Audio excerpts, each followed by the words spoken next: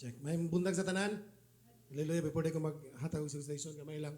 Pasalamat ko sa tumbuhi nga Dios nga pila ka semana nakikuban kanamo bisan pa man sa among nagian but kabalo ko ang Ginoo naghatag og kusog sa among pagtuo. Strengthen our faith. And I believe nga katong time nga na na na na, na, na, na hapit mabit si Ritzel nalipay ko sa akong mga anak si baby ningon siya nga pa magambo ay si sayang naging niya pa magambo ta kaya mabalik na si mama. And pagtuo sa bata and si Kairos katong habang nagpray mi nagtapok mi tupat kaming alas 10. And I believe God is nagapamuhat sa atong kinabuhi. Katong nga time negative ang result and niuli gud si Ritzel atong gabi una. Isa kada kong pasalamat nga naman mamasakit man ta but we still maybe sick but keep believing nga ang Ginoo kanunay nagauban ka nato. And nagatuo gid ko ang Ginoo nagapamuhat sa atong kinabuhi. And na-bless ko sa kanta ni Sister Shaban. Ano siya? Katong chorus, the storm of life will not shake us because the anchor hold, the rock of revelation we stand. And I believe kung nakatindog sa bato, sa padayagan, dili ka ma-shaken. Maski pa kung sa mahitabo, circumstances, tanan mga pangitabo, balatian man, financial man, tanan, makatindog ka because ang Ginoo uban kanimo kanunay. And ang akong isgutan karon makamadali kuani sa wali ni Prophet Branham, to whom I shall go. And I believe dahil daghan rason daw nga nganong kailangan nato piliyon ng Dios, nganong dili ta mo biya sa Dios. And nag-focus ko sa wala lang damha, nag-focus ko sa yang word na He is the foundation, the firm foundation. Ato ablihan kadali ang Matthew 7:24 and 27. Kanina gahisgot sa katong foolish man and the wise man. Ang wise man, iyang gibutang ang iyang balay dito sa bato. And we believe the Lord, the rock is a firm foundation. He is the rock of revelation. Dito niya gibutang, and the wise and the foolish man gibutang niya sa sand. Motong na naugdaw. So atong basahon kadali. Therefore whatsoever hear this saying unto mind that I will take him unto the wise man which built his house upon the rock of revelation, which is Christ. And sa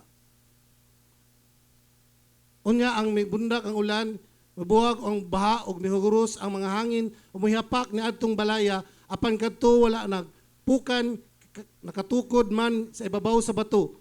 Apan ang bisan kinsa nagpatalinghog niining akong pulong dili magatuman niini may sama sa usa ka raong buang-buang nga nagatukod sa iyang balay ibabaw sa balas.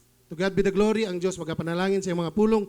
And ana si Prophet Branham ingon siya, you might some people might build their foundation in the riches. Ato na lang basahon ang iyang quotation. You might build your foundation upon riches. You might have plenty of money, dahan daw kag kwarta, and have plenty of money to your children. What it will cost? Unsa hinungdan? What will it cost? What does riches lead to? It breed heartaches, usay disappointment, fuse, disagreement, falling out, shooting, rape, murder, and finally sometimes commit suicide. Money, the banks can be broke, masirado o mawala. Close up, and something happened that you gamble to yourself to lose your money. Then take a gun and blow your head. See, that foundation is not eternal. Your money does have eternal foundation. And I believe the eternal foundation is Christ. Hallelujah. Ayan ingon sa popularity daw sa Amerika na yung ginisgutan. Daghan ang nagakuan nga single fame dato ilado sila dito nakatukod ilang pagtuo. And abi nila nga dili mawala, dili makuwang ba. And ingon sa Prophet ba na matigulang ang tao, mawala gyud na ang imuhang physical appearance. Dili na kabarog, wala na kay ika kuan sa imong kaugalingon ba.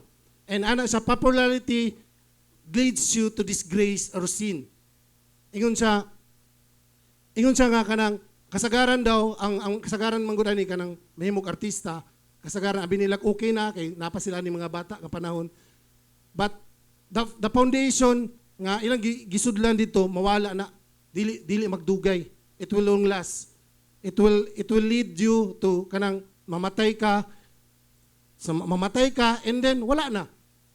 And popularity, dili siya tinuod na foundation. Only Christ. And ingon siya sa foundation, ang material daw is not only, ang sa uban daw, material things, mga butang. Material things nga mga ilang maabot, mga buildings, mga dagko nga building. Isa daw na sa mga kuan nga diha nakatukod ilang kapatugaranan. Sa New York daw katong nabisita si Prophet Branham, ingon sa architect ba nga, ngano man nga perti mo gupuhan ng buildinga, nindot kayo iningon siya ang architect, grabe ang paghiwag-kago, grabe iyang sakripisyo para mabuhat to nga building. But sad to say, walay napuyo. Vacancy, wala gyud napuyo. E nangutana siya, ngano wala napuyo diha? Ingon tong tao nga. Because wala niya nakita, iyan lagi pakita ang pinakagwapo sa gawas, pero sa sulod wala niya natanaw ang foundation niya. Weak day ang foundation. And sa tong kinabuhi, dili nato kailangan na kanang unsa atong naabot, unsa atong nakahimtang karon, but atong pinaka-importante ang atong foundation nakatukod sa bato sa kapadagan mao si Ginoong Hesukristo. And I believe ingon siya in nakatugid ko nga we believe na nagasulti nga atong pagtuo nakatukod kay Ginoong Hesukristo, nagasulti sa Ephesians 2:19-21. Atong basahon kadali. Ephesians 2:19-21. Familiar kayo sa inyo ha? Ephesians 2.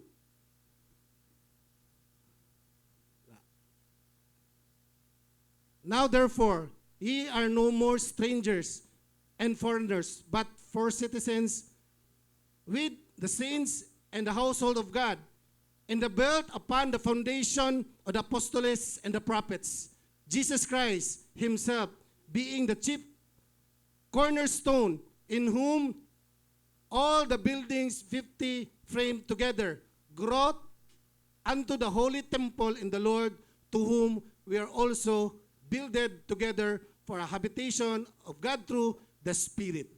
Hallelujah. So nakatukod ang atong pagtuo, ato ang kapatugaranan diha sa apostoles o disciples o si Hesukristo ang chief cornerstone bato kapatugaranan sa atong kinabuhi. And I will end with quotation ni Prophet Branham. Kana lang gapon ang quotation sispong.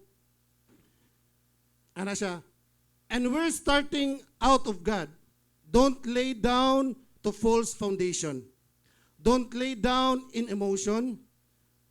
Don't lay down on some creed, but lay your life in the hands of eternal foundation, Jesus Christ, the chief cornerstone. Then build from then on, no matter how fast or how slow, you got the right foundation. Lay upon him, for he is the only foundation that has security. But you are secured in Jesus Christ as long as you are in him. You're safe from the storm. He is the only foundation. Hallelujah. Ang Ginoo magapanalangin siyang pulong o ganahan kay salamat sa tanan. To God be the glory. Amen. Hallelujah. God bless you.